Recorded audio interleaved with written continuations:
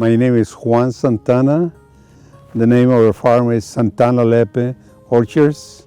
We farm almonds, 77 acres altogether. We've been on this for about 17 years now, and we really enjoy it. Hedgerows are just so critically needed in our farming areas, in particular where it's intensively farmed and there is no habitat. I mean, we need it because we get so many ecosystem service benefits from the hedgerows. We're getting pest control services, we're getting carbon sequestration, we're getting insectivorous birds that are coming in, we're getting pollination services. Without pollinators, we wouldn't have that many almonds. So I think by using the hedgerows, we're going to improve. You get more almonds per acre than without them. If you look at the plants, they already have a lot of insects on them, and beneficial ones mostly. I remember when I first was hired as a farm advisor with CUC Cooperative Extension, and I thought, how can I have an impact to reduce pesticide use on farms?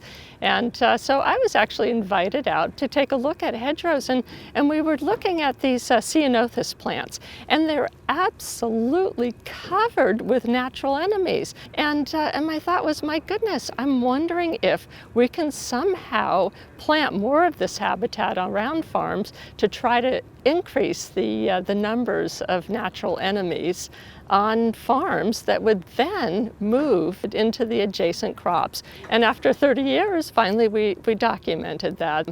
We put a marker into the flowering plants, and then the insects fed on that nectar and pollen. And then we put traps at different distances away from the hedgerow.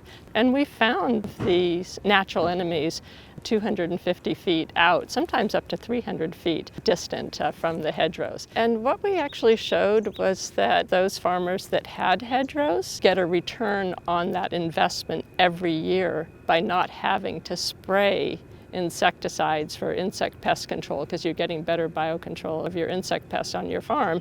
It will take about 15 years to pay off the initial cost of, say, a hedgerow that's 1,000 feet long.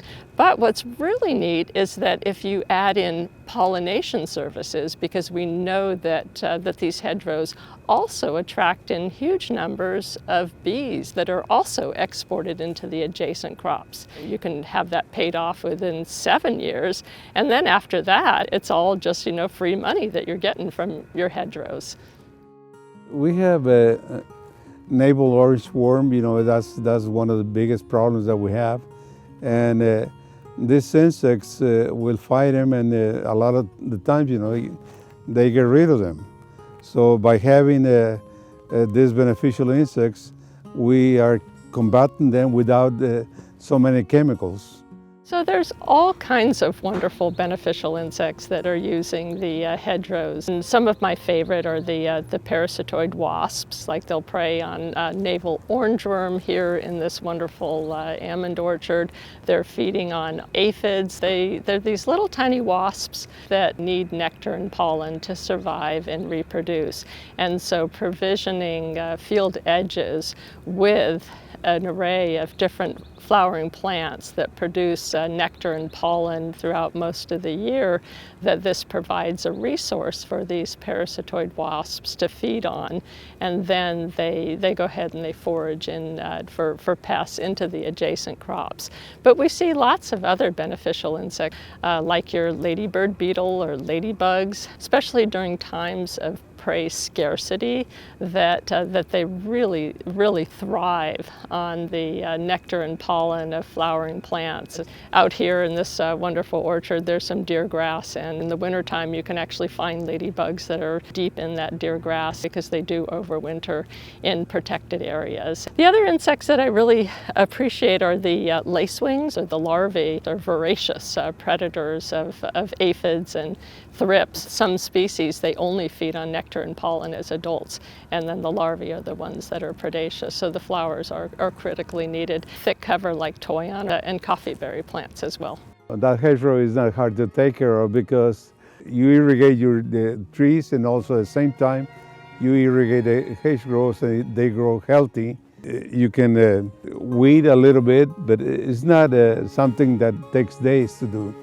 They look beautiful and they smell good. We hope they grow very big and help us more.